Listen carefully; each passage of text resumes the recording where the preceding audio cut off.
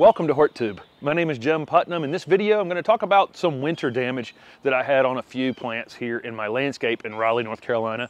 Zone 7B, and Zone 7B will become important in just a second.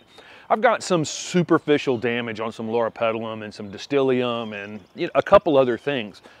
But I want to talk through, this winter was actually quite mild. My low temperature for the winter was only 18 degrees Fahrenheit.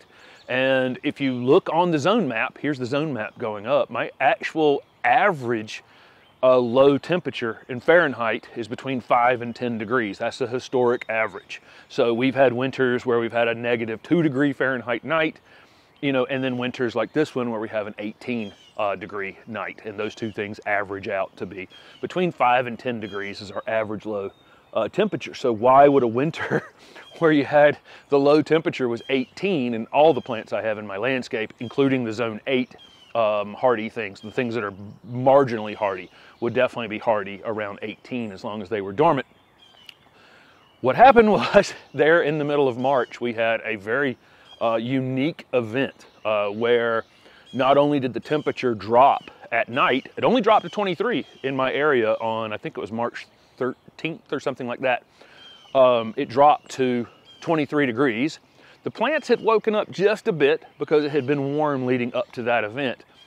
And that combined with a 30-mile-an-hour wind that night really caused a significant amount of damage in people's landscapes. I have a bird feeder or bird bath in the front garden, and by 9 o'clock that night, after having been 60 degrees, 80 degrees early in the week, and 60 degrees, just hours before, the bird bath was frozen at 9 o'clock at night. So I knew we were in trouble. I had a lot of things covered, but even some of the covered things took a little bit of damage, and it was really overall the wind that caused most of those problems. This Loropetalum behind me, I think I can break off a little piece right here, and I don't know how well this will actually show up if I get my face out of there. The top of each of these leaves is brown rather than the normal purple coloration. The back of the leaf actually has an interest. I think it's going to end up losing a lot of these, the older leaves that are on the plant. This one is a pretty well-established plant. It's maybe 10 feet tall or so. I'm actually going to do some pruning on it after it flowers, and then I think it's going to lose a lot of these leaves. Most of the more established plants didn't have a problem that night. I've got a Indian Hawthorne in the front garden. I'll show you now. My tree form Rosalinda Indian Hawthorne, the flower buds are definitely dead on it. The leaves, this plant was mature enough that the leaves did okay. I had a cover on it, but the flower buds were, it was budded up. The flowers were still tight, but it's definitely, I may end up getting a few flowers on it. The Rosalinda Indian Hawthorne at the Ralston Arboretum I saw the other day, which is 20 years older than this plant, the flower buds are fine. And it was actually in a little bit more wind protection compared to this one. You put this in contrast, this is a plant that was above ground. The flower buds end up damaged on it because of a wind event. But then I'll show you how mild this winter actually was, because right behind it, I'm trying to trip as I go, I've got a pineapple sage right there that's coming back. It was about 5 feet tall in this area. This is definitely normally treated as an annual in my area, especially, if you haven't had it come back before. I think now that it's come back, it may come back in the future, but anything in the probably below 10 degrees, or if we'd had any kind of extended freeze that froze the soil a bit, that pineapple sage would definitely not be coming back. But again, the soil temperature never really dropped that much this winter because it was overall mild. It was the air temperature event on that one particular night. Here's a great example of what I'm talking about. Wind burned the top of this lower growing Indian Hawthorne. Okay, it was above the ground, but down below the ground, here comes my agapanthus coming back. That's definitely zone 8B agapanthus probably. I didn't expect for that particular one to be coming back, and here it is coming back out of the ground because, again, the ground temperature never dropped that much.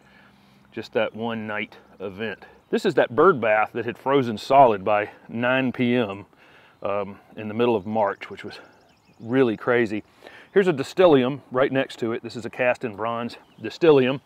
And a mature Distilleum would have had basically no damage. I've seen lots of examples where there's no damage, but this one was a newly planted one. It's already budding back up along the stem right here, so it did not stay frozen long enough to actually damage the stems, except on the newest growth right on the end, but I can see where it's coming back. Generally speaking, I won't prune shrubs like this until I see where they're coming back from. Once I see them budding out like that, I'll prune them back or not. It probably doesn't matter. Within a week or two, maybe 3, this thing is going to put new growth out so quickly that it's going to cover up a lot of this damage that's on it. The plants that may have taken it the hardest in the landscape were actually butterfly bushes, because the butterfly bushes wake up too early. So despite the fact that they're hardy in the zone 4 probably, the fact that they had woken up and there was water in the stems caused the stems to some cases crack. And I've had, I had already cut them back, and I've actually cut them back a bit further than I had originally cut them back, but now they're in the process of coming back. It didn't kill them, but it definitely, they probably took it the hardest of anything. One of the least hardy plants in my landscape is this pineapple guava. The one over at the Ralston is quite a bit more mature than this one.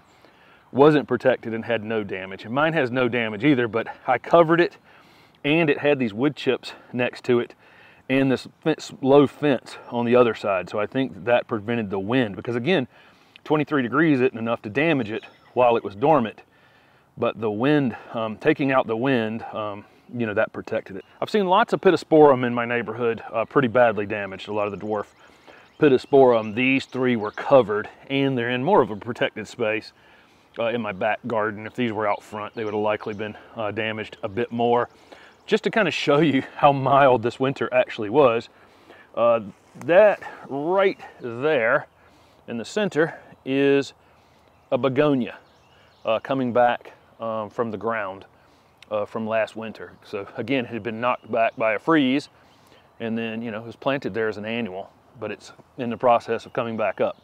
So anything that was protected below the ground, it wasn't very cold.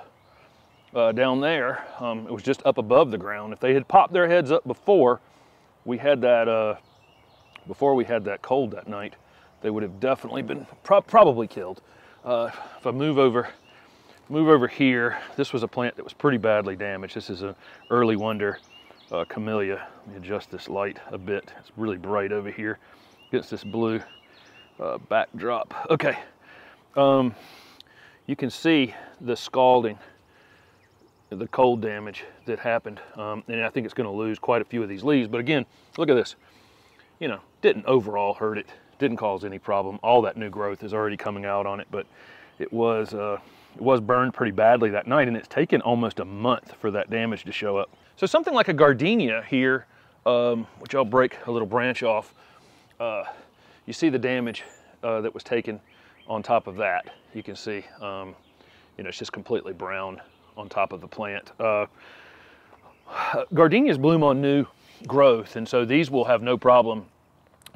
This Scent Amazing gardenia will flush out, and it'll still bloom. It might delay it blooming a bit. Normally starts blooming in mid-May. This one will bloom on and off all summer, but usually they start around mid-May for me here in this area of Raleigh. It may be June, because it's got to kind of flush back out a bit in order to do it.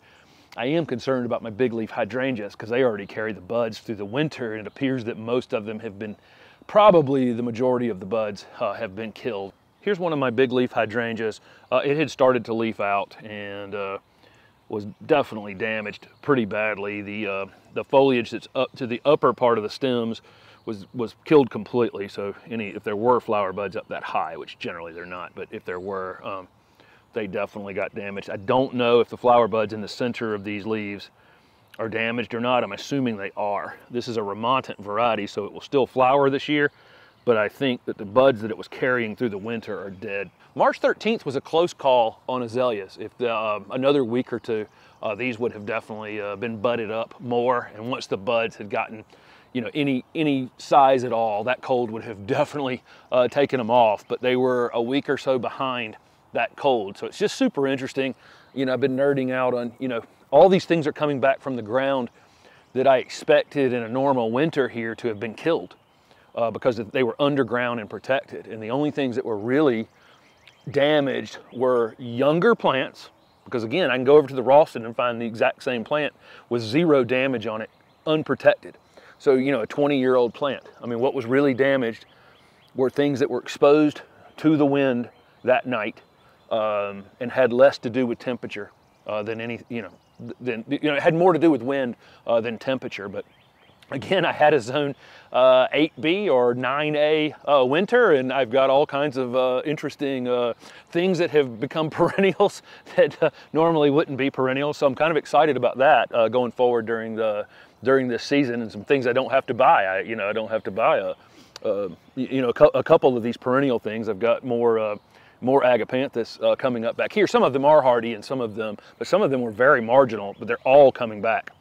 Because again, under the ground, it just wasn't that cold. So thanks for nerding out with me on this. Most of your leafy evergreen things, you can just see where they're budding back up and you can cut them back to there, or you can just let it happen, and who cares.